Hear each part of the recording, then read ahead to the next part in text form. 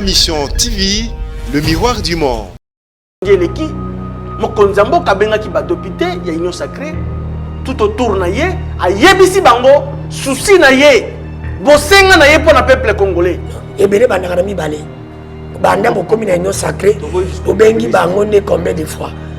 Obengi bango combien de fois pour fanisa bango. C'est pour que bana na yo ozaki ba ona bosolo te fotala no testaden. Est-ce que la bana no ya solo toté. Lelo déjà audition ya gouvernement l'Assemblée nationale. Tout ça la confiance dans les 48 heures chef de gouvernement qui sont en équipe pour investir. C'est de la mauvaise foi. Et aujourd'hui, le président de la République a la question en face du monde que désormais, les Congolais entrent les très bonnes mains. Pourquoi? Parce que les dialogues, Yangonde est allé au devant, il y a Tata Mokonzi, je l'ai dit, je continue à le dire. La député Nabiso, des conférences, ça c'est l'erreur monumentale. Pourquoi? Elle a kataki coalition de Kabila. Il fallait dissoudre l'Assemblée. Bimi jouana na libanda ya parlement. Bazo sala namoni ba inagosi, namoni Nyabiru Nyamukabo. Ba ancien rebelle, ba boma ba congolais, lelo ba comment na ba espace ya pouvoir parce qu'ils ont tué les Congolais. Batangisa ki makila ba congolais na ba mouvement rebelle na bango oh la même makila ndana ngal tolobela on a plateau na yo ao ya télé 50 que le chef de l'état a l'intention jamais aucun au-delà ya délai constitutionnel mandat constitutionnel jamais. D'accord. Samedi l'équipe en tout cas apaiser ba esprit à lobby bon se préparer pour l'élection en 2023 et kozala et le komoko ya malamu te et ko bima et pas ya ba député on le bazala qui nommé le ba ko bien acheter. Cette fois-ci, bayokani. Mais esengeli bayeba mboke zalaka na président moko. Et kozala malam te que toutes les fois mokonzi mboka azali kopesa vision na ye pour voir comment transformation la société réellement zala ba député bazala blocage atika kozoba ba peuple congolais. Oh. Oui. Il y a commis marche ya lobe zalaki ya samedi zalaki pona ba récupération ndenge ya mesana ko récupérer. Bakosala loko na batu awelisi et comme Martin Fayoul bakosala boye abimi bisi et comme Martin Fayoul ti alinga sakapare na lamuka malheureusement pour lui et heureusement pour na Moïse Katumbi bazala qui sage pour na nini azwaki ndeko na ye.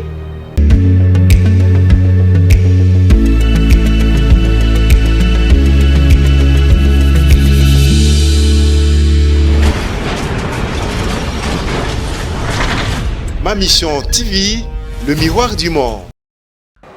Mbote na biso bandeko ezali sudi sa esengo ndenge tokutani lelo mokolo ya lundi tobeta masolo ya mboka bandeko balandi boyebi moko ete journal lelo ezali journée ya mbutu po ete esengeli bakeli mibeko balekana kosala misala na bango après kokutana na mwana mboka Félix Tshisekedi mokolo ya weekend mokolo ya samedi tokobeta masolo na oyo lekaki nano mokolo wana comme ça mokolo ya mardi mercredi tokoluka kolobela investiture ya gouvernement pour tolobelaki yango mokolo lekaki na pesi mbote na bandeko oyo bazwami libanda ya mboka particulièrement na bandeko na biso oyo bazali na Grande-Bretagne parce que bazali belé bazali kobenga na ba émission na biso pour na tout na mituna na bino pe ko pesa préoccupation na bino na bosalité bandeko na biso ya Canada na Montréal pe ndo bosalité bandeko oyo bazwami na Belgique bandeko na Bruxelles bandeko bazwami na France na bosani susute bandeko oyo bazwami na Kenya parce que ba congolais na biso ya diaspora baza na Kenya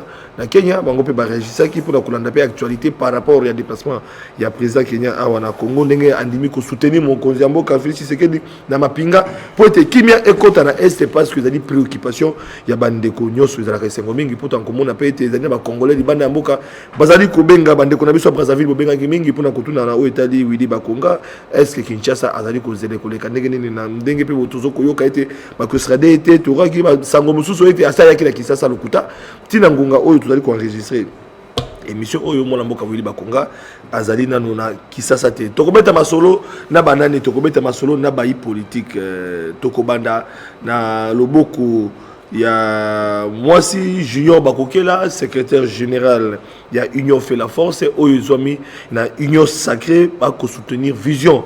Il y a Mokonzi Mboka, Félix Chilombo, Boyi Malamu, Namon Mboka Junior Bakokela, aux alliés au mon côté, dans le beaucoup toujours il y a moi aussi, Nazali Okena Lombango parce que présentation, Tabo Zora Balobara, toujours Souta Mingitako Yako. Mais cela n'empêche que tout le bel moi, on a d'entrée de jeu. Il y a moins de troisième tour d'étape de la dysfonctionnement, insécurité dans la ville de Mbandaka, Babenginga Balobi, le Belabiso, Tata Mokonzi Mboka, na ba effort aza ko sala pour l'école, pour la kimia na école, abenda gouverneur Matoyi qui en tout cas sécurité dans la ville de Mbandaka. Matondo Mingi, le colo zalaki vraiment bref. Pour Nangonga Mouké, Nangonga Mouké, temps ébélé et permettre à Bissou Madame Mouté de l'émission. Tout le monde Jean-Louis Massimango, secrétaire général et en passe mouvement des patriotes et pour l'action sociale africaine, parti Sebutami, mon amboka Jean-Louis Massimango, Boyi Madame, na plateau ya lelo bien qui est au club la paix volé à sécurité, ndenge zali ko dekepa na yo l'homme de Chabunda na est et puis comme on a ndenge bandeko ya Beni, bana ki la cité koyo, balala ki déjà deuxième nuit na bango ko la Libanda, ba ki na troisième nuit pour na kozela ka mokonzamboka akende kuna ba mama Beni bazali kana kisasa na bazongité na mokonzamboka nde bazali ko senga ete senga bazonga na mokonzamboka pour na batande ba mama ko leka ba de ko bazali ko kufa la moke sala qui marche pour na ko soutenir bandeko kuna marche on est qui bapazaki bango pour na ko réprimander bango donc to ko beta masolo nango pour na volet sécuritaire donc mon amboka boyi madame na plateau pourquoi lelo. Merci beaucoup ndeko Flavien na pesi ba kongomani nyoso mbote surtout ba militant na ba militante ya parti politique mpasa o kamana mboka maître de Dolo Tombo tozali na batu o bazo se manifester du jour bazali vraiment na volonté wana baya to ensemble aligné soit à côté à opposition à côté na kanisi po na ko sunga mboka ni ko baka tozala na kati enyo sacré tozala la mboka to mais nous ba adhérer enyo sacré mais au moins tozo soutenir vision ya mokonzi ya mboka je crois enyo sacré libanda enyo sacré exactement moi na mboka danu ke fula na loboko nanga mobali to yambiye azali mon panzi sango journaliste d'investigation azali na tendance c'était mais tantôt azora tendance à la muka tantôt azuli tendance à FCC tantôt mais na makanisi na les autres monier na chapeau ya ensemble on a dans l'action Moïse Katumbi to bité les autres positions Moïse Katumbi na moni boy madame ndeko Flavien na batumyo so bazako landa biso partout kande na le barato le bela Congo ce qui te le bito le bela Congo mamba le beko silate mais c'est tout le bela ba parti politique na biso makambo ya koloba ekozanga parce que na parti politique ezaka na intérêt na nibale ya mukolo parti na bato bandimeli na vision parti wana mais tere ya Congo ezalaka te tout le belande Congo Maton Domingue enfin na compte ya UDPS parce que to kobeta masolo ya solo tant to beta masolo nyo sacré c'est to beta pe ba oyo bazali pesa na kati ya parti oyo ya Bokonzi Mboka donc tozali na pokwa lelo na mona mboka Amisi Makutano azali communicateur ya Mokonzi Mboka pe cadre monene na UDPS boyi malamu na plateau na biso ya pokwa lelo pe na ko remercier po ete na invitation nga nyoso ozanga raté ko répondre pour na intérêt ya population boyi malamu. Merci beaucoup, Ndeko Flavien. Nous sommes allés témoigner considération vis-à-vis de nos Congolais. Au Bapesa, Tata Mokonzi Ngwende pour Akambabango. Donc, nous sommes tous les à la modèle. Et donc, merci pour nous parce qu'à chaque fois, ce qui question la politique, nous allons se poser dans le Boka, aux Angaraté, pour Toyo qui s'appelle voir Nabiso. Bande copie va causer dans Tokundolango, Nangambo Moussousou, la version Papa Sentinelle, na Banzi Mokola Dendi toujours. Voilà Bande Kobalandi. Masolo Bandi, Toroba qui était Union Sacrée et Bandi Moussala. Pour l'année Toroba qui pour tout le monde qui était Mabunda Kwei, Alexis Tambouamba Kwei, Ilukamba Kwei, et Sengel Sikoyo Sama Lukonde, Abanda Moussala. Mais investiture dans notre Zela qui a Mokolo, les cas qui na semaine passée, et ça limité.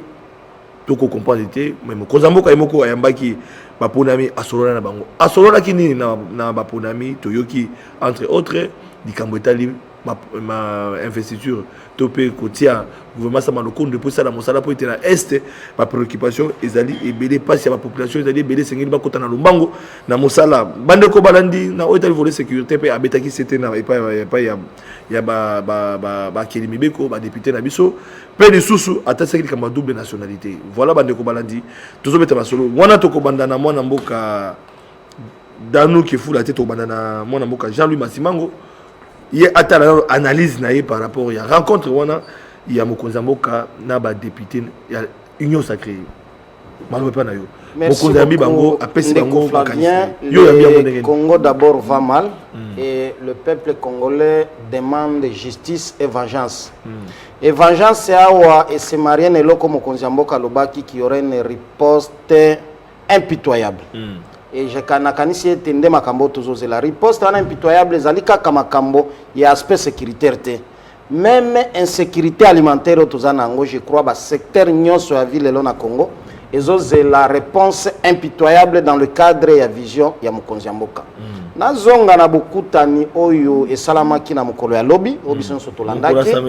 Malgré batu mususu ba décriaki ba lobby pendant que abattoir imezo continuer na est parce que tolande pe ba image amabe na kisasa batu bazobina, bazokutana donc makambo est on dirait ba bosani yango.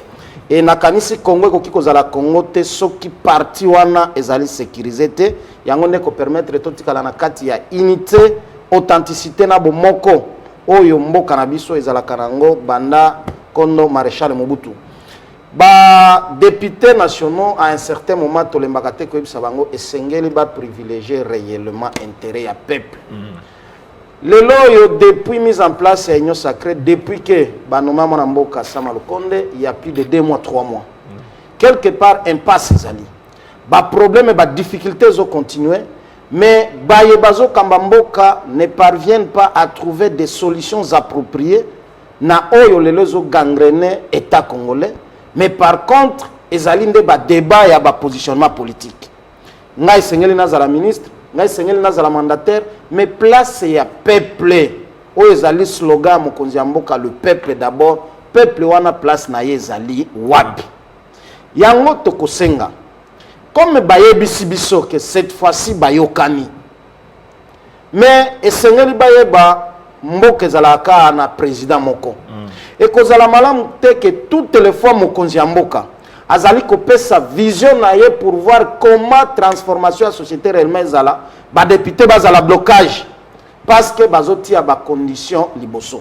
Espérons cette fois-ci que bayokani makambo ya gouvernement ezokende na kobima po esi bimaki et que misala elingi bana na ebisa yo ndeko quel que soit oyo union sacrée ko kiko présenter biso tozeli bango nde na résultat misala. Parce que ta ba discours et si elembisi batu ta ba promesse et si elembisi batu ta ya kolaka batu na ba vocabulaire totikala koyoka te batu basali nini balembi balingisi ko batala maye gouvernement tie na kati ya buku projet batika ki na niveau ya Assemblée nationale na misala oyo kosalema sur terrain ba mama na biso bazala na possibilité nzungu na ye kitunga na ye po akende kosomba biloko na zando na wenze biloko sala nini ekita mai ezala na disposition ya population parce que lelo yo na Congo likambo mai eleki même bandeko na biso bazana bamboka lokola ba Somalie lokola ba Éthiopie ba pays désertique mais biso batu tozana ba fleuve ba ebele na mboka na biso mais population azali incapable ya kozwa mai oyo l'état esengeli atia na disposition ya population. Voilà biso toki koloba na bandeko na biso ya union sacrée. Voilà naki na ngambo ya union sacrée azuna no junior bakokela pe nazaka na ngambo wana mona mboka junior bakokela mokonza mboka kutani na ba kelimi beko ba ponami abeti masolo na bango eloko nini yoza na union sacrée asolo bango exactement asolo bango lokwa mona mawa akobondela epa ya ba député po ba député ba telemelaki ye komona ete gouvernement sama ezali investite ba pétitionnaire ba benga ba révolutionnaire batalisi mokonza mbo ete akomi kobunga nzele sengeli a considérer ba député nyonso wana ko salima wana est-ce que union sacrée za na bomoko mokonza mbo kasolo nini exactement abondeli bango ko mona étiquette ndengena. Merci Elombe Flavien Roussak na ndenge o bengi biso lelo to beta masolo amboka na bosana yiko pesa ba code débatteur mbote na pesi bango mbote bon début ya semaine et longona tata mokonzi mboka to souhaiter pe ba bon début ya semaine côté Azali Fati. Moi avant de répondre na kota directement na makambo lobi nangi un peu na rectifier un tout petit peu makambo de Kalobi. Ça fait 3 mois que le premier ministre est là. Non, ça fait 2 mois. Il était nommé le 15 février 2021. Et donc, les 15 toujours qui ont 3 mois. Les 15 ans déjà autour de ça, 2 mois. Les 15 qui ont 3 mois. Mais tu es déjà dans le 3e mois. Il fallait dire que les chefs de la sincère, dans le public, ça fait 3 mois. Comment? Notez. Et ça, les 3 mois de Notez. Soyez élégant. Notez. Alors, et là juste de parenthèse. Tant qu'on va nommer Premier ministre, à Salim Moussala Naye, à consulter la force Nyoso, vive Yambo Kanabiso, pour monter gouvernement Nabiso, warrior. Ndebimaki. Mais toi, il y a Lokomoko. Ndako Nyoso, la famille Nyoso, moi, incompréhension Zangagati. Même papa Kobo Tabana na ça, bana Nyoso tout bakozalaka d'accord na papa te. Il y en a ceux-là qui ont un peu dans ma opposition à Mouké, mais papa Kotika Laka papa. Papa Ezadani, il est président de la République. Nous citons Félix Antoine Tshisekedi Tshilombo. C'est lui le président de la République. Tout le monde qui n'a pas parlé, les députés, les présidents qui va mécontentement à Bango. Révolutionnaire. Bon, entre guillemets. Mais cela ne pouvait pas empêcher qu'on investisse le gouvernement ça les maintenant. Comme tout parent responsable, le président de la République a bengi banana union sur la député à union sacrée pour de la nation. Pour abonder la bangote mais ayebi sa bango parce que papa ko bon de la mona na ba contexte mususu pour na ko madoué mais s'il s'agit à s'imposer comme parent, à s'imposer, ils ont droit à parents nyos.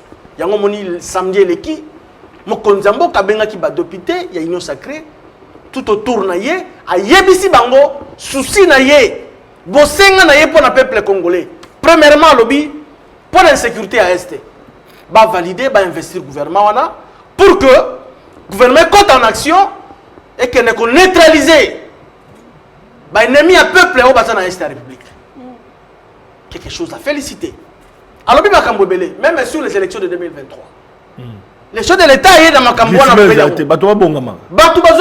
Distraction, on Félix Aza dictateur. Na yebi ça dans mon plateau na yo Félix Oto yebi a jamais aucun au-delà de l'idéologie à Sphinx c'était. Sphinx c'est qui respecte le populiste c'était non. Est-ce que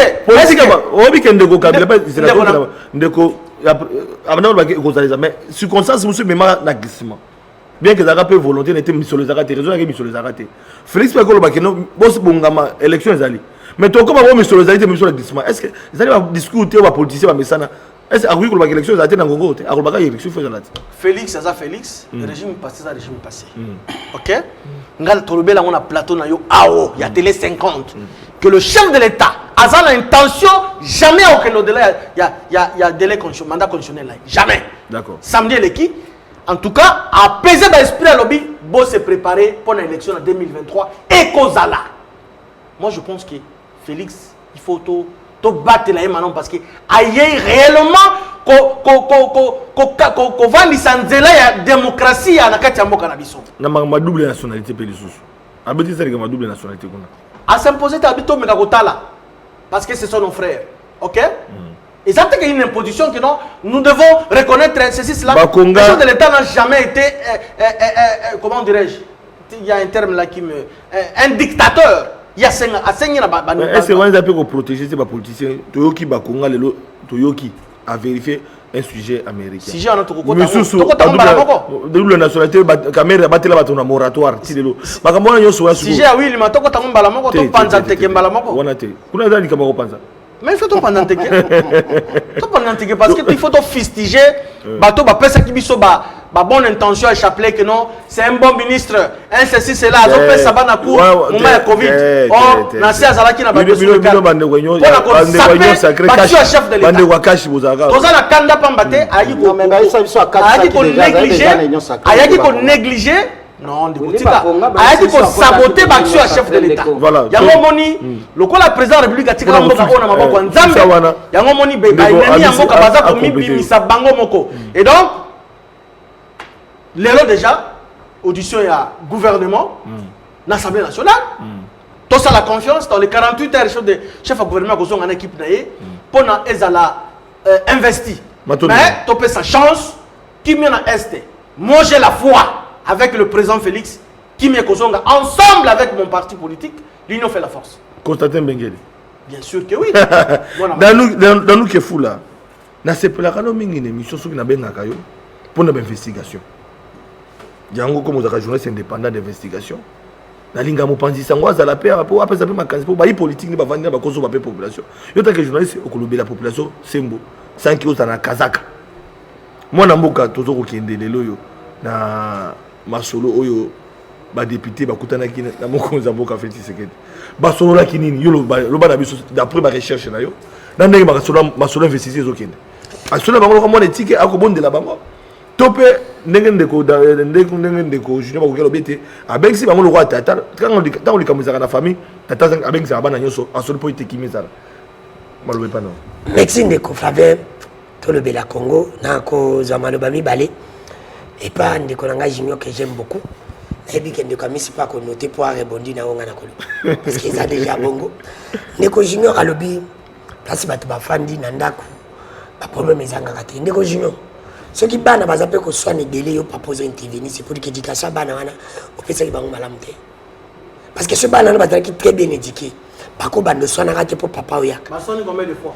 et bele bana kana mibale banda mo commune union sacré obengi bango ne combien de fois obengi bango combien de fois pour fandisa bango c'est pour que bana na yo ozaki ba ona bosolo te faut tala non test ADN est-ce que la bana no ya solo toté eh wana vraiment na kosenga nao alobi lizuzu ndeko le monde ko Félix alobi que azali ko préparer glissement ezalité oui c'est bien bon l'élection en 2023 masali glissement ya koloba l'élection en 2023 masali ko préparer ndenge nini ya kozonga na bosolo te on est qu'à préparer que peuple a c'est là pour voter aza ko préparer azotia dia ba assise na ye comment combattre la pouvoir en 2023 au lieu que peuple n'a voté ya zongisa yi Sans objet. na lobi nazo pesa bilema naza journaliste d'investigation na pesa bilema mibale ona kubenga ona ko ebiso kaza préparer Beta bilo. président yé moko président bandi ko bali misanga je ne parle pas de tribalisme parce que c'est faux ya chifo de ko langa misa zakani de pesa za mulubate là je l'ai dit Ah d'accord. nazo le tribalisme te mais nazo le ba fait étant que journaliste au lieu que président azali na espace ya grand Kasai président ya coup on va vous nommer Aza président espace à grand Kasai. Eli. C'était les élections. Il faut dire la vérité. Ne me parle pas dans le but. Ne me parle pas d'une bénédiction. Il y a un qui n'a qu'à côté mon côté. Président a dit bénédiction. Il y a un qui n'a côté. Na moins de 2 ans, ami Mathieu Flèche. Le samedi on organise un mayoka. A où je dans l'année na comme adène. Yoka na zo peso belement de connoté. Oui, na c'est pas du papier na biki. Yoka mususu. Tozi président ya près de la cour. Azam, il se passe à grand Kasai. Bien. Quel président près de la cour? Il y a cour constitutionnelle, non? Mais il y a qu'un président. Mais lobby, non, il y a un président. Il y a un président. Il y a un espace à grand Kasai. Président, il y a cour. Quel cour? Mais cour constitutionnelle. Mais c'est ça le président. Déjà. Le procureur. Des congénieurs. On va terminer aussi, tu dois comprendre. On m'a mis pour la comprendre. Il y a un lobby, président, il y a près de la cour. Oui. Procureur. Président. Azam espace ya grand Kasai. Yebisangai na ba tribune nyonso na bekolo nyonso batamayele bazate. Kakuna ndi batamayele bazali. Oleke bozo mayele wana po batia. Bazo mayele wana po batia ke pa pesa mukonza mboka po mboka ebonga. Bomba kendela ko préparer 2023. Alors que mutako kote la école ka peuple azate. Nazo peso bilima oyeba. Omona kenabo. Oleke bozo tsamse les pieds alime bo préparer la basina bino. Tant que journaliste. On a couru là-bas au Tuna Bango. Kwa yebi ke l'élection za kaka seni na bango. Seni pas préparer da mutu na ito yebi. Pona ba côté tali basala nzambe bosolo ezate. Ponga na mona seni wale ya solo. Seni de conférence yepo na obongisa Congo. Abenga mon cardinal Mbongo. Monseigneur Mosengo.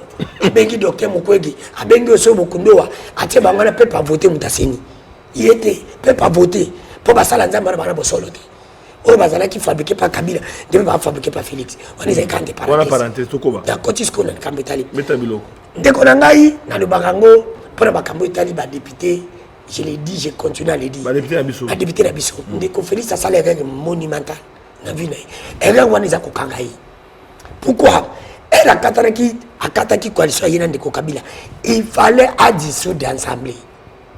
ndeko na ngai badepute bakosaleka eloko wana parce que bayebi ke baye na bolingo solo te ezala neti moto olingi mwasi bayebaka mwasi ya malamu na ntango ya pasi wana mbongo toyebi ke mwasi no alingaka mpe bayebaka mobali malamu oyo alingaka na ntango ya pasi yo koyeba mobali azwi mbongo okomona nda akoma mwasi no boza na pauvreté nde koyeba ke alingaka opa yo topesa mwasi mbongo osombele mutuka opesi nyonso biko mwa femme fidèle il n'est pas fidèle à toi aza fidèle na biloko eza kati nao neti bango badepute na baza fidèle na ndeko félicité bazali fidèle parce que azali mokonzi kaka na kombo na neti ndeko Félix aprotégeaka kombo na malamu ebi ndeko Félix nazo comprendre eloko moko ke ndenge tomonaka nzinza vivaka na makila ndenge bakonzi na biso baza kovivre na makila oui soki nzinza ngunja bale makila vivre bakonzi na biso so passe na biso ezali komata bango mpe baza komata tu peux imaginer que lelo yo bango bali baza na union sacré ndeko Félix baza na union sacré gouvernement ezali za gouvernement yani ya union sacré ya bango moko ti parce que bakokutana lisusu poni po basala pona investition parce que baza na idée moko eloko mona te ke no baza na idée moko te ndeko Félix azoki badepute bazalaki nommé ya komisi bango acheté ayebaka ke eloko moko ya malamu te ekoki kobima epai ya badepute oyo bazalaki nommé lelo bakomi acheté parce que bazali bango nyonso na eloko moko esalemi nakoyebisa so ndeko Félix eloko moko ayebaka badepute na ye oyo soi-disant azwi bango nalobaka yango l'ami de ton ami est ton ami est-ce que l'ennemi de ton ennemi est ton ennemi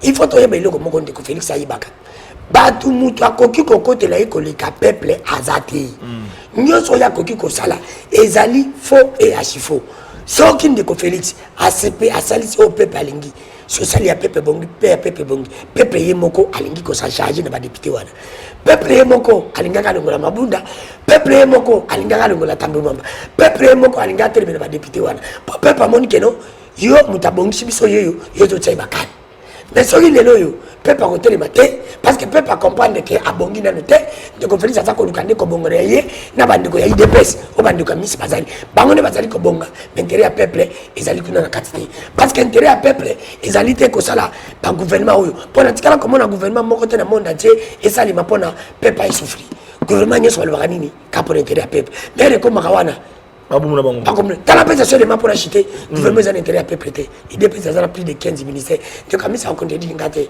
balobaki 8 député tegale ya un ministre idps azwi 15 nde mpo mona te eloko esalemi na bosolo te nyonso mpe kozala te tolongo na 56 tolongo na 66 tokomi na 56 balongo ka 10 alors que peuple aza na souffrance il fallait soki bazalaki na bosolo bakitisi 26 provinces 26 ministres bango nyonso bazali ndenge moko salaire ya baministre toyebango nde toyebi ya ndeko Tshilombo batiango divisé par 3 mbongo wana ekei epa basoda eke na trésor public bapesanga te basoda alors que bandeko baye bazozela mokonzi ya mboka nano bazongi te balobi bisinga pataka ndeko deya babi kolela na bango ekomi na pasi yo basili mokonzi ya mboka akipe deya kolela na bango parce que baza na besoin fo bazonga. Merci beaucoup vraiment mwana mboka c'était pas l'antenne 6 minutes j'ai regardé la montre. Je suis journaliste, je regarde bien la... Voilà, moi la mboka Amisi Makutano, communicateur mokonzi mboka, cadre na UDPS. Attente zebele. Lelo UDPS c'est comme tanga ma po eti boza na pouvoir, bozo gérer ndenge pepe de banda ko tanga. Pas signo sezara na kombo UDPS, yano là.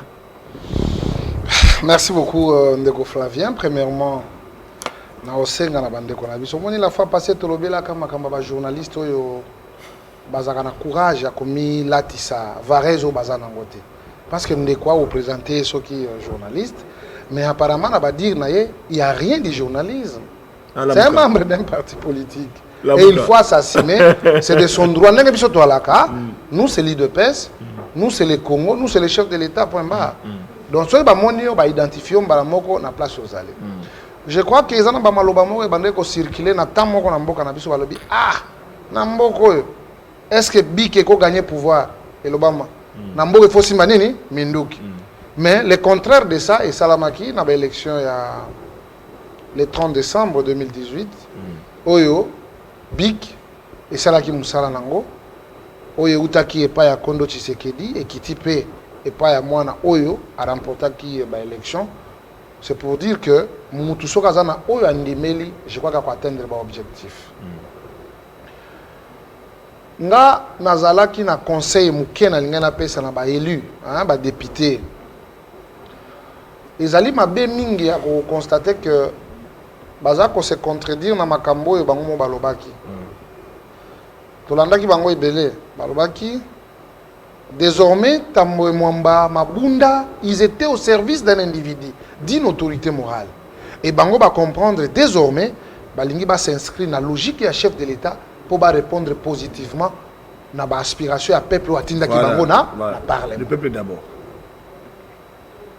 Mais après que ça la action sanitaire na bango tous allez ko jeter ba flair pour dire quand même conscience nationale les ongela ki bato to tinda ki bango et singela ki ba kenena ela wana. Mais kasi toye comme on a moi spectacle mususu ezaki malamu te. Les gens sans foi ni loi. Oh yoka ke ridicule tellement qu'ils ont connu que le ridicule ne tue pas. Ba bimi jou wana na libanda ya parlement. Bazo sala namoni ba inagosi namoni nyabiru nyamugabo ba ancien rebelle ba boma ba congolais le lo ba comme na ba espace ya pouvoir parce qu'ils ont tué les congolais ba tangisa ki makila ba congolais na ba mouvement rebelle na bango oh la nana ki et ça na ba to mususu neti oto mona ki wana ba bengana na ministère abimaki la queue entre les pattes. Hein? Moi, si mon qui a loba que nos bisous ko siéger ce qui est guerre à est, c'est aujourd'hui que vous vous réveillez. Oyez que guerre à est est zalaka. Ça c'est de jouer contre Batouana est de la République où je fais partie. Parce qu'on ne peut pas comprendre. L'État de Moutouazali n'a capacité, il y a qu'on mettre moyens sont nécessaires pour commettre hors d'état de nuire tous ces rebelles qui font la loi là-bas. Entre autres, l'État, ce n'est pas seulement le chef de l'État. Il faut concours, il y a des institutions, entre autres le Parlement, le Sénat. Mais ceux qui ont beaucoup siégé, donc vous êtes complices contre Bateau, Congolais.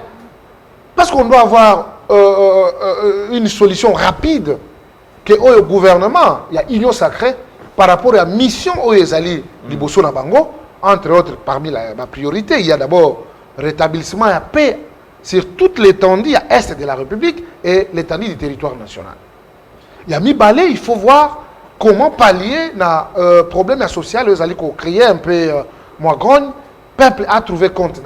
Et puis de trois, il faut qu'on trouve comment employer les jeunes qui déjà moi et belé au bazar misalate. Or qu'ils ont la volonté, n'est-ce pas, d'apporter des énergies positives, ou et qu'on permettre que mboka na biso ke liboso.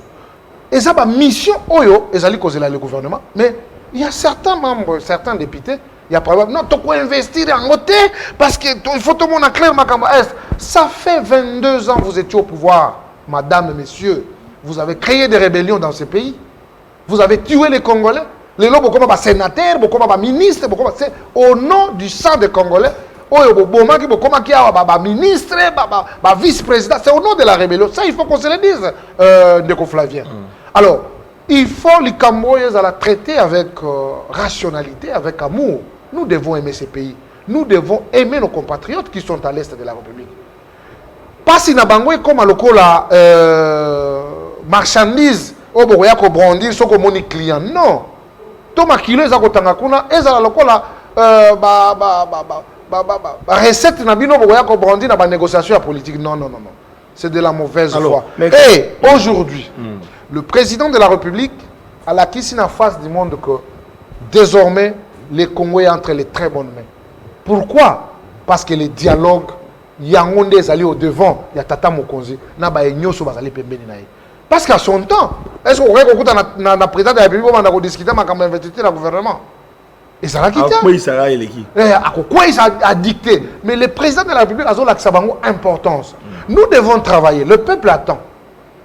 Nous devons organiser les élections. Parce que dans les élections, Bino peut être élu, beaucoup la juger par rapport à où peut Bino poser comme acte.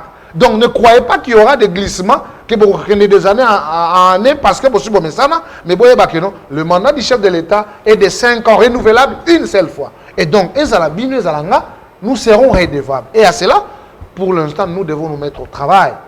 Le gouvernement doit être investi, le gouvernement et les autres investi. Et puis, tout côté, le gouvernement, alors, on a une impulsion par rapport à la on peut tout une minute pour répondre. Il y a une source, tout ça, journaliste. ceux qui bande ko na biso ba télémelaki investiture au gouvernement ezali ka te po ba mazana bolingo STT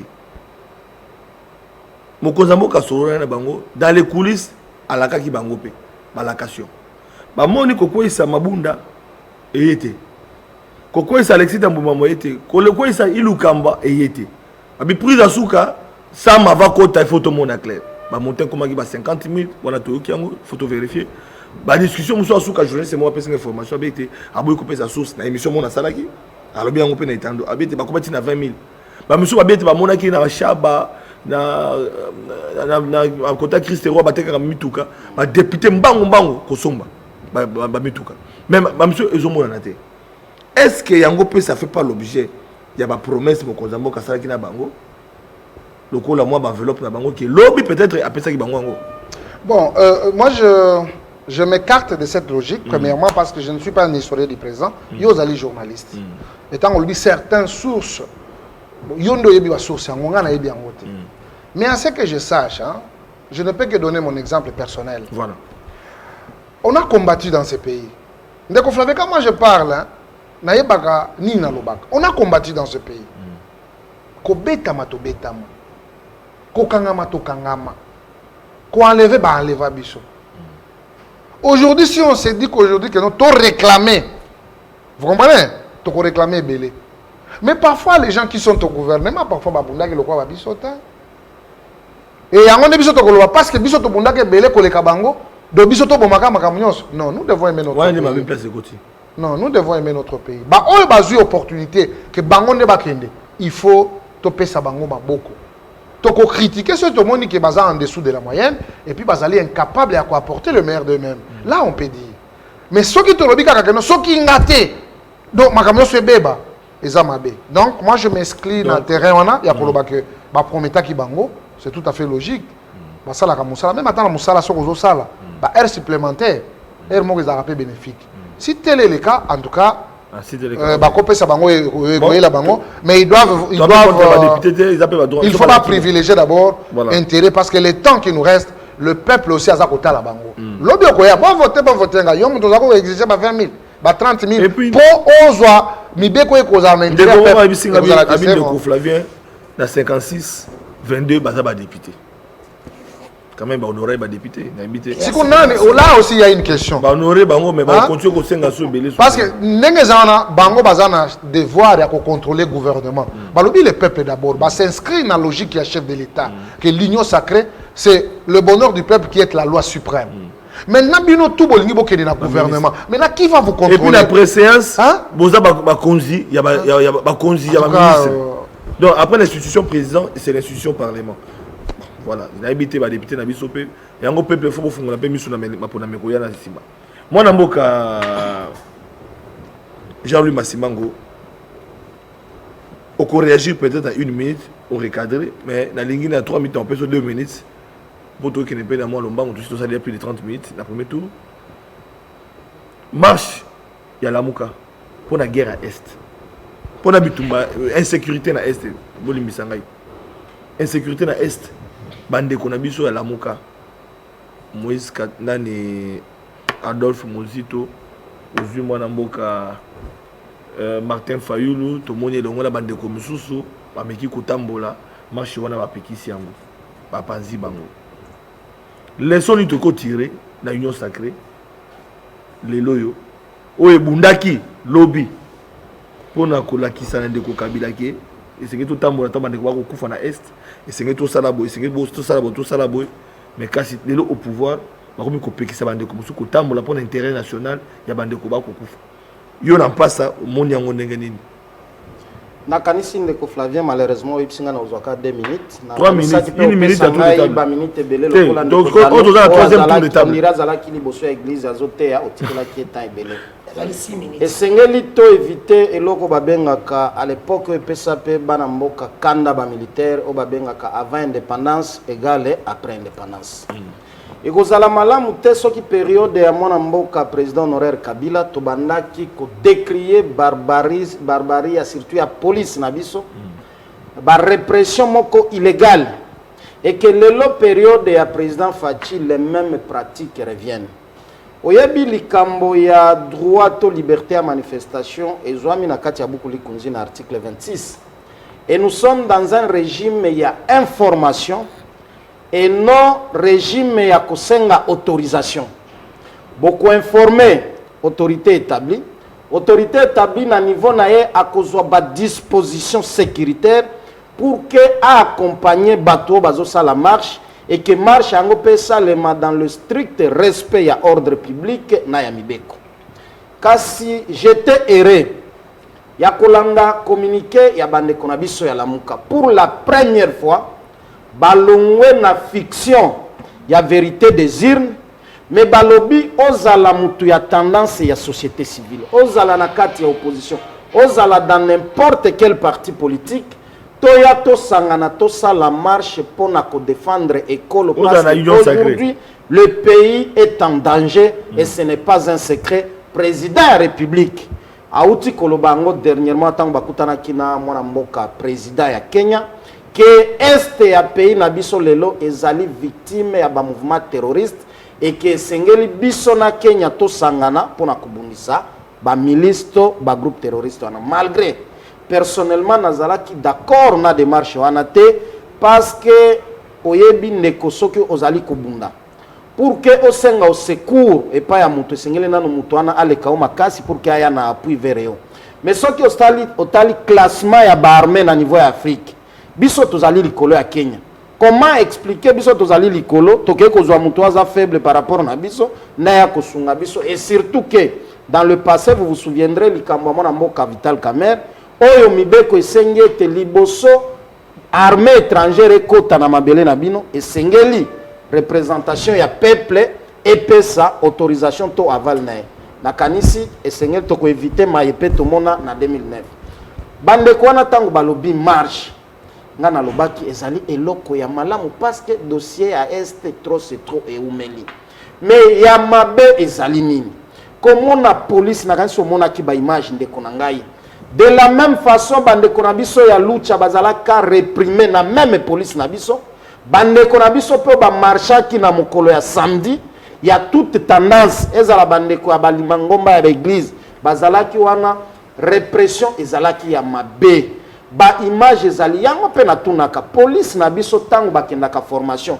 batangisaka bango ndeki moyibi ya ba téléphone pona répression ya ba marche parce que na ba image wana ezali ya kobomba te policier au lieu o la no stopper batu surtout que ezalaki marche moko pacifique pona ko dénoncer makambo ya est mais bozo la koiba batu ba téléphone yango to kosenga pe na justice voilà. Cette fois-ci esengeli ba policier o ba se distinguer kina kimoibi kobeta ba manifestant illégalement esengeli pe bango bazwa itumbu na bango esengeli bakanga il y avait des colonels sur place il y avait des lieutenants, des capitaines qu'on a vu kobeta batu oyo basali marche moko zali pacifique.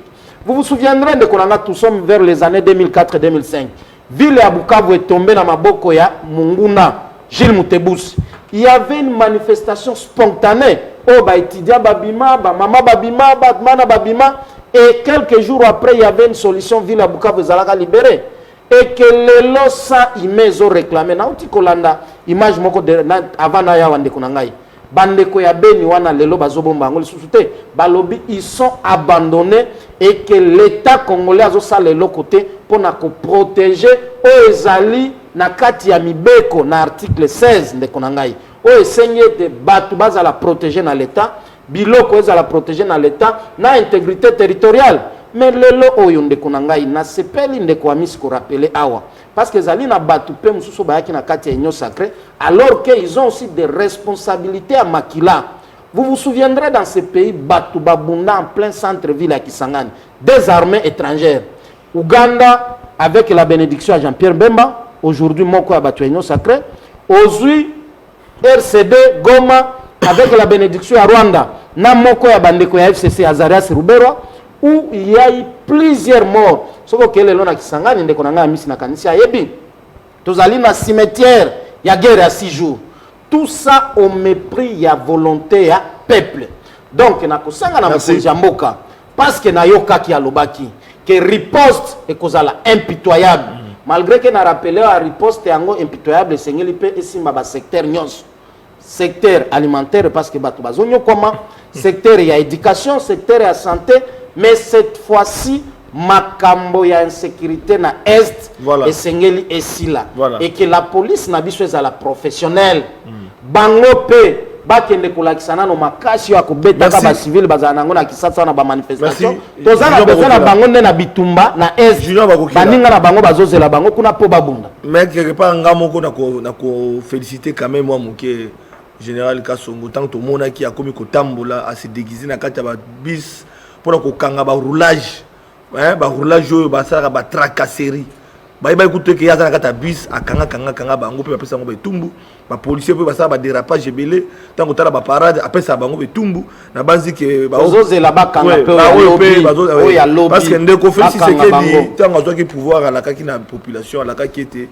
état des droits ba marche ba kosunga kutu ozotambola marche ba peso mai to koy bande comme susu bazale ko lobaki non ils allaient expression démocratique tout mona ki yango pe banda ki ne bandeli en tout cas côté kuna okomona police za ko encadrer bato basa na bani fayulu un moral mbaki ba marche pour bazale ko accompagner calmement après tout le monde komi ko changer alors on ne comprend plus rien ils allaient kaka moi souvenir puis moi rappel par rapport à chef d'état wa senga peza ki démocratie ya solo salima na mboka na biso to mona makambo ko ekende to sengi pe na bandeko to éviter les politiques ou économiques alors moi na mboka junior ba kokela oza na union sacrée marche ya bandeko union sacrée les lois ali fruits ya combat pour na koloba tant to kina ndeko Félix Tshisekedi o ya bundi 37 ans ya lui tout pemeni ya tata na ye ezaki pour être état des droits solo échanger na kati ya mboka na biso alors o ezali ko salima bandeko bana est que kotambola bandeko la muka ezalaki politisé to peut être pour l'intérêt communautaire malou pas na Matondo Lombe na koloba avant na kota okopesa ngape nettoyage technique ouais okopesa ngape 4 minutes ndenge ah ça 3 minutes 4 minutes ah donc yo serveur à minute bango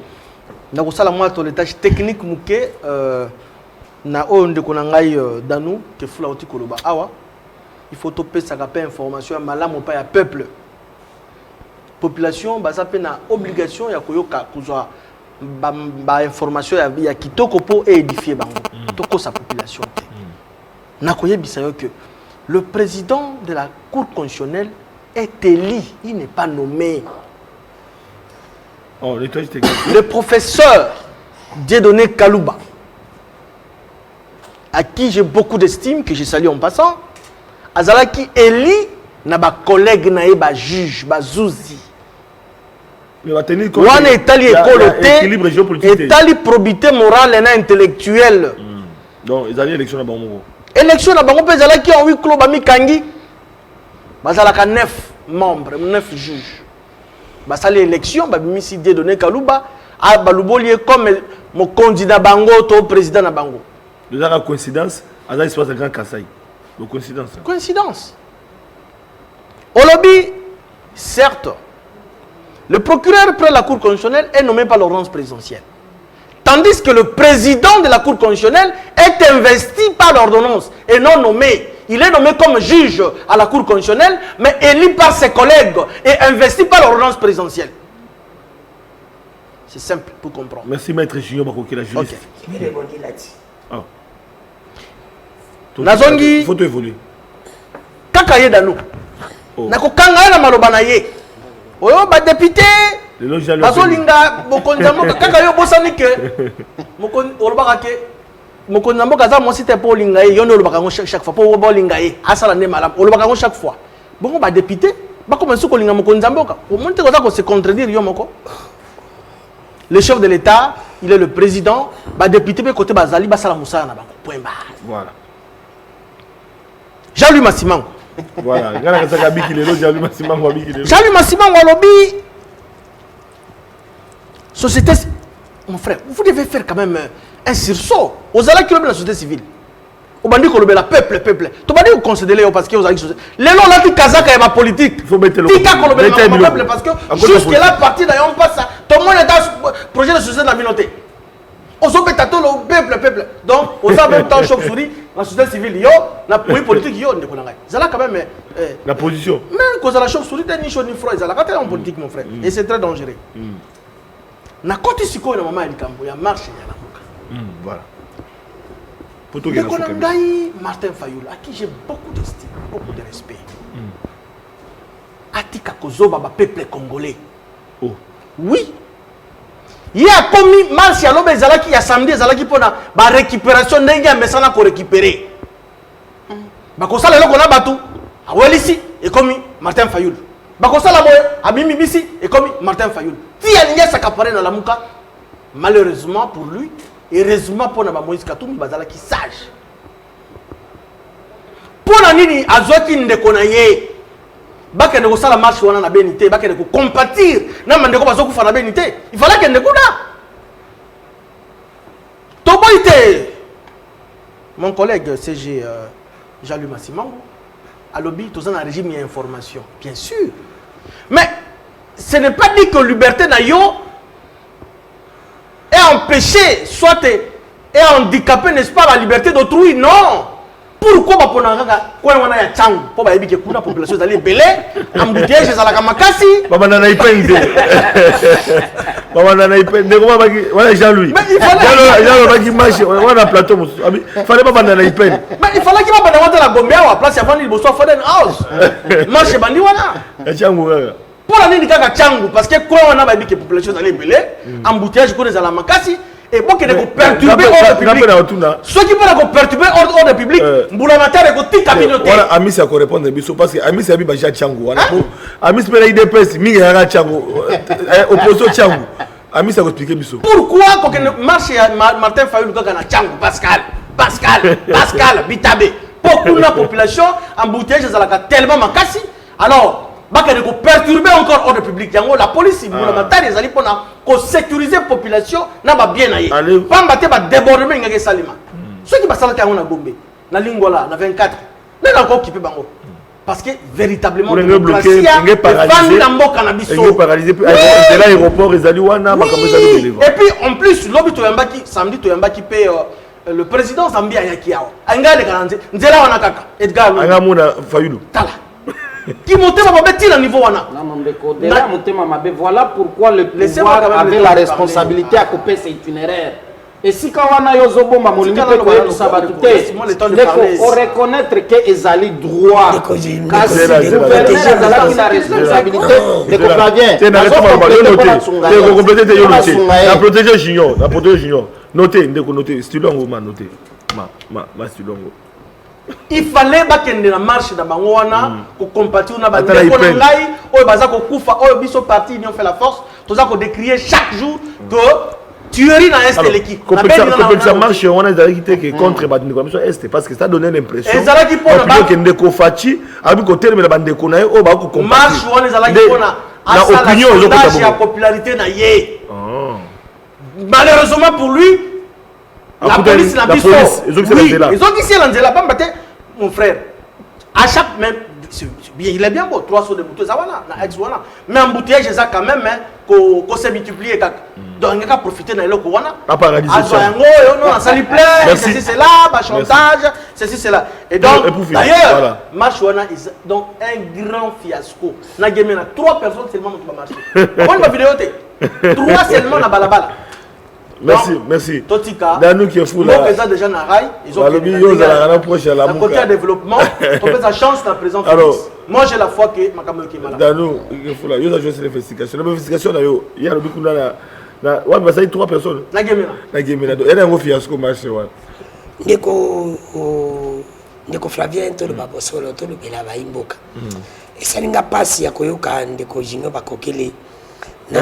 ndeko nanga bamisi nde balobi ndeko amisi alobi nazali moto ya sadiza bato babenganga lamuka basi babengaka nga nayebaka te nyonso position mokolo okoma na position nakobanga te nalobaka yango bie nakozala na position mpe nakodefendre position nanga nga nakosala oyo bango nyonso baza kosala te nga nakosala oyo bato nano basala te parce que nazomona nde bao baosala nga naza yango nabingai naza neti ndeko Félix te afani na bande tous 37 ans bakoti na terrain za kobeta mabe na 2 minutes ya pamba nga soki nazotala libanda na okota na terrain pona beta mie nakosala erreur wana te monumental ekokangaki vine mobimba ozape moi c'était pas olingaye nalobi beke no moi je non nga naza na besoin olingaye te pas besoin olinganga te tolinga ndi Congo topesa ba idée na Congo ndeko nanga lobi les peuples d'abord na bonde ba ba le non de ko Félix ana les peuples d'abord te aya d'abord les ventres d'abord ya bango za les ventres d'abord biso IDPS union sacrée les ventres d'abord biso de IDPS tozwa amasa nanga bazwa IDPS on peut mal que zimisa ya poto ya bandika misite poto zana bango ba ko yo ya ba so pété em so batala bango sikana ba DG em so ba ko benda pe na deuxième session ba bendi ba miss po ba poto ne bazozwa oui tala na ko ibisa yo ya le bike bango ndi bato baza kozwa bango ndi bato basali 37 ans ya opposition 2 ans na pouvoir ba ministre na bino ata moko ta zongi tibuli bazaki ku malamu te bango nyoso so bazala ki basala malamu fe bazonga bazongi on ndeko na ngabo so bazongi combien il beaucoup la zongi nini combien azongi combien ata moko te nabi combien parce que ça la IDPS ya solo o ya IDPS o yebi ba ya solo ba IDPS to yebi oh ngalo to yebi net in the commission election boide mundo sa ibata mona bote melo beza makila ya IDPS mais le premier circuit encore peut-être ndeko na ngai ba agobi mapele zéro c'est pour dire bato na bino bazaki ko biete tayende ko ngaba kuya ndi bakotela tango de kolo IDPS za ko beto biloko azande calme eza problème te ndeko ndeko Flavie ezali na biloko mususu ekoyi ko sala mais pas muto mususu to ko encourager mais ça na biloko mususu ko sala mais pas ndeko Félix jamais ko lekate ezali ti biloko sala makina maji pour ton information na glissé dans une information mo sur c'était étant que journaliste ba pesingango kaka na plateau que ndeko vili ba konga zoga depuis samedi azala na Kinshasa de tolu ba lundi bazana Kinshasa donc confirmé et azongaki donc on se ba ka commune on te azongaki parce que il y a eu même radio non azongaki déjà na Kinshasa au Capi qui a démenti azala na Kinshasa information ni zaka yanga sur c'est possible c'est vous dire que ça raté azala na Kinshasa dans le belo on a toujours enregistré mission oui lundi oui il y a zonga depuis samedi dans le belo mo ndiko nanga nana ngo Kinshasa Willy bakonga o bakanga ki ya moyibi wana ya moyibi azala union sacrée azali na FCC te azali na FCC katisi bino mo bozaki po apon na azali na Kabila ntake ministre sport ezali le côté mais ndeni bobenga ki pa na bino po mona ki azali meilleur bino bozaka ba joueur ko batu batika alors que mutwana yi morabi azali na batu bien que 15 bino bo récupérer ka 15 wana na oyebi selo mo ko ndeko jino oyebi ke pa ndeko Félix Kabila bandi ko IDPS tozaki bam babo lacrymogène to kufaki et pas ndeko Kabila et pas ndeko Félix ezali belle ndeko Félix na ndeko Kabila zaka mutu ka mode C7 ba changer ka chauffeur kutu plus ba tie couleur mso asika mais quand même mutu ka ndeko Félix a changé biso ne le côté yebisa ngai tande boni boko msa failu grand est-ce que ce qui bozaki marche botiki na bino failu la marche ti wa pelinga isala nini ndeko nanga elinga ke sala nini. Non mais police t'a reçu ma disposition. Vous savez la police est disposition. Police doit sécuriser. Droit n'a yé qui peut perturber ordre public. Est-ce que ma perturber ordre public zéro. Non yo alobi atana zo kanyima liba. Alobi pa marche nyonso e banda kana chango. IDPS na 37 ans de pouvoir na opposition 37 ans opposition. Basa la marche na banda. Na limité. Banda na Gombe.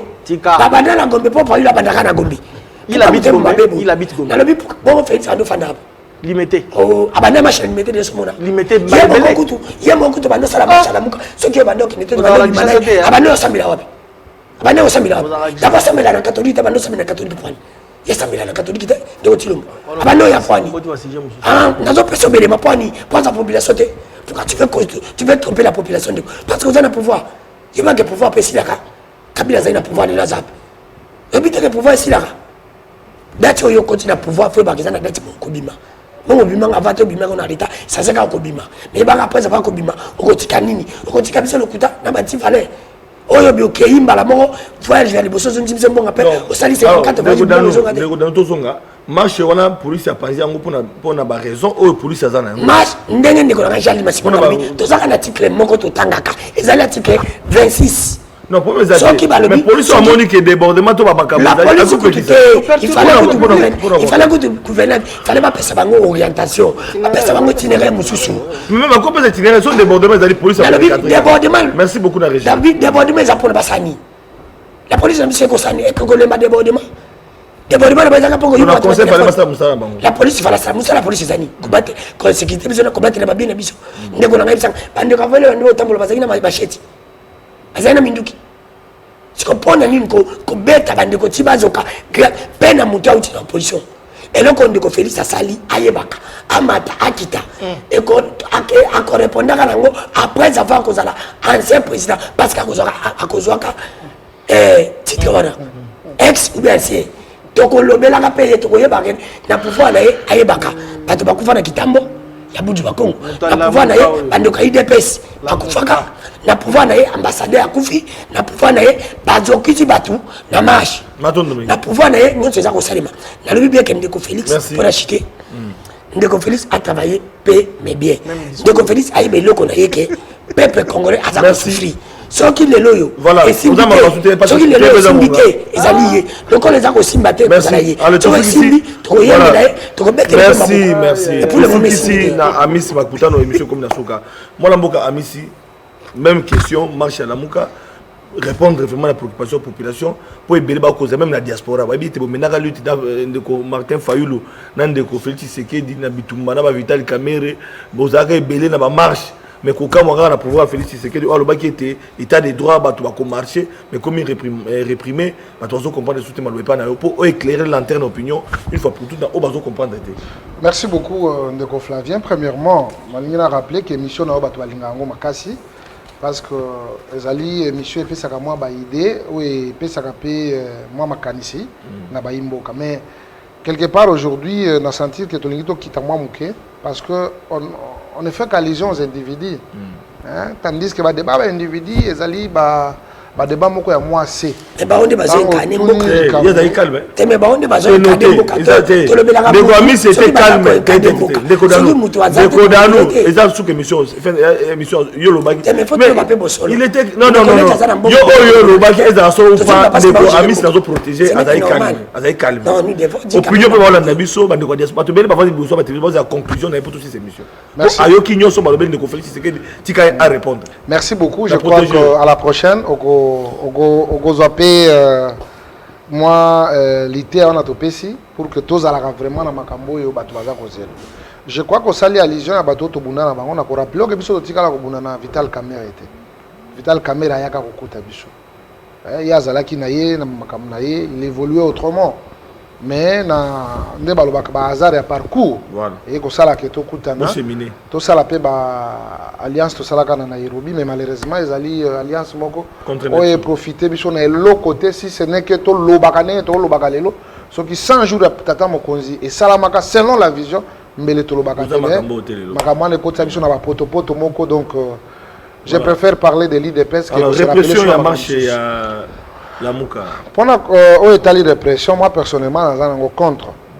Nous sommes contre parce que on s'est battu pour des valeurs. Oui, parmi les bateaux, il y a des que leader na biso azala makasi. Ezalaki pe régime Mobutu na ba cadre na ye, ba soldat na ye ko kanga wana et puis ça ela musaka ba esprit ela laka. Ce qui est vrai, na ba image notre totale, au sentir que Nengenini Martin Fayulu a échoué sur toute la ligne. Ba bis, ils ont fonctionné normalement. Donc c'est comme si avec neko sala ba kaka moko boye, côté batwana bazali ba neko ambrier bango.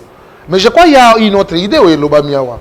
Comment il y a lingaka au côté ba Pascal, côté ba embouteillage ezala nango déjà. Pourquoi? L'embouteillage est déjà. Et puis, il faut qu'on évite qu'il populisme. Il a été député, Martin Fayulu. Quelle a été la production parlementaire en tant que député parce que la guerre de l'Est, est toujours. À Salakanin, et l'autre côté. Mais c'est Mouzito, premier ministre, la guerre de l'Est, et Zalaki Kaka. Et Salakanin, c'est Zalaki près de Soubra de Sina Kagame. Les lobes comme il va donner des leçons à Kamozo, les Kala Est. Je crois que nous avons toute la responsabilité de rassurer l'ensemble de notre peuple. Bande Konabiso, il y a Beni, il y a Butembo, il y a Bunia, Goma, Bukavu, Ouvira, Escarpement de Ngomo, Tito qui est en pleine de Ruzizi, pour leur dire les chefs vont parler. Désormais, riposte Nabiso et qu'on a la hauteur de la provocation, et Balobi, qui rira les premiers, rira les derniers. Voilà, tout le monde a mis ça là. Voilà, Bande Kobalandi. Comme na suka émission na biso to yambaki mwana mboka Amisi Makutano na compte ya UDPS a représentant UDPS parti au pouvoir Tombaki Danou Kifula, journaliste d'investigation. Membre de la MOCA. Tombaki Junior Baboukela, Union Sacrée, secrétaire général, il y a Union fait la force. Enfin, Jean-Louis Massimango, secrétaire général, pas ça, maintenant dans une position. Voilà, Bandeko Balandi, rediffusion lobby mardi, na 12h, Tokutani, lundi prochain, nouveau numéro, on a invité Moussous pour nous mettre Masola Congo, pour que l'homme n'a pas de Maton Domingue.